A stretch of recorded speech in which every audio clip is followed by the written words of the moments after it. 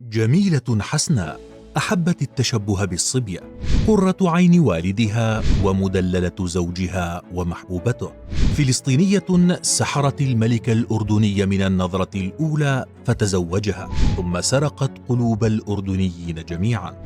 وما يزال الاختلاف قائما حول سبب وفاتها، هل كان حادث تحطم طائرة عابر أم أن الملكة المحبوبة قتلت في ذلك الحادث؟ علياء طوقان، المرأة التي أحبها الجميع. ولدت علياء طوقان في 25 من ديسمبر عام 1948 بالقاهرة بمصر، لعائلة تنتسب لمدينة نابلس الفلسطينية. لها شقيقان عبد الله وعلاء، أما والدها فهو بهاء الدين طوقان، السفير الأردني السابق في الولايات المتحدة. كانت في طفولتها تميل لألعاب الأولاد مثل كرة القدم وركوب الخيل، ما دفع والدها لتشبيهها بالصبيان، وفق حديث ابنتها الأميرة هيا بنت الحسين عن ذات مرة.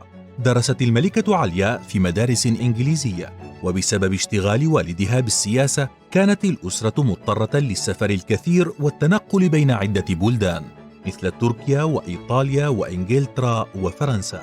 أتمت دراستها الجامعية لتتخرج من كلية العلوم السياسية في جامعة لويولا الإيطالية، وبعدها حازت على الماجستير في التجارة من كلية هانتر بنيويورك، ثم عادت إلى الأردن لتعمل في مجال العلاقات العامة. حكاية اللجوء السياسي. قبل انتقاله للقاهرة شغل بهاء الدين طوقان والد علياء مناصب كثيرة بالمملكة الأردنية الهاشمية، فكان وزيرا للبلاط الملكي الهاشمي وسفير المملكة في واشنطن، إلا أن إشكالا حدث مع الحكومة الأردنية تسبب في إقالته، ما اضطره لطلب اللجوء السياسي آنذاك في مصر، التي عاش فيها كلاجئ سياسي، إلى أن صدر عفو ملكي عنه من الملك الأردني حسين، الذي أعاده للمملكة ثم عينه سفيرا للأردن في القاهرة. وكانت مصر آنذاك تحت حكم الرئيس الأسبق جمال عبد الناصر. أما ابنة السفير فكانت تهوى الأسفار والتعرف على الشعوب، لذلك تأخرت في زواجها، فكانت أولوياتها الدراسة والعمل. صداقة فحب فارتباط. أثناء إقامة السفير وأسرته في القاهرة اعتاد الحسين قضاء إجازاته في منزل السفير أحيانا، حيث تعرف إلى علياء ونشأت بينهما صداقة قوية. ثم كلفها الملك بالإشراف على مهرجان التزلج على الماء، وكان الأول من نوعه بالأردن، وذلك في عام 1972، ليتعلق قلبه بها أكثر وتتحول الصداقة إلى حب، حيث شهد عام 1972 نفسه خطبة الملك حسين لعلياء طوقان.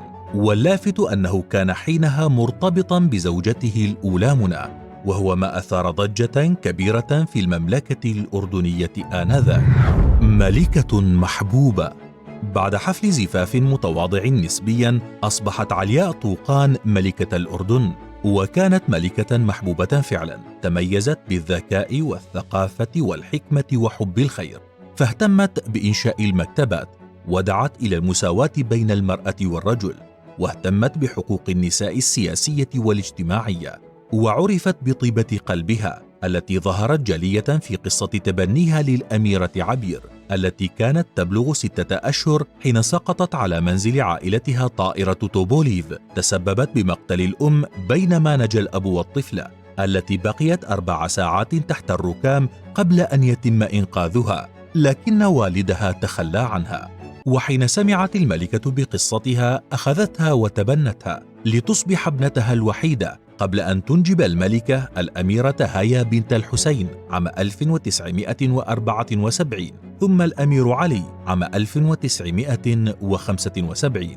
صادف عام 1977 اليوبيل الفضي لتولي الملك حسين عرش الأردن، لكنه كان عاما مأساويا على الملك، بل على الأردن كله، إذ شهد وفاة الملكة المحبوبة بحادث تحطم طائرة مأساوي، حين كانت في طريقها لتفقد مستشفى في محافظة الطفيلة جنوب الأردن، والتقصي عن شكوى إهمال في المستشفى، لتسقط المروحية بها فتموت الملكة وكل من معها في الطائرة. حادث ما يزال الجدل حوله قائما إلى اليوم، بين من يؤكد أنه جريمة قتل، أن المروحية أسقطت بفعل فاعل، وآخرون يعتبرونه مجرد حادث لا أكثر تسبب بمقتل ملكة تركت بصمة راسخة لها في قلوب الأردنيين جميعا. وبعد وفاتها أطلق اسمها على مطار عمان الدولي الذي ما يزال إلى اليوم يسمى مطار الملكة علياء الدولي. فما رأيك بهذه الملكة؟ وهل سمعت بها من قبل؟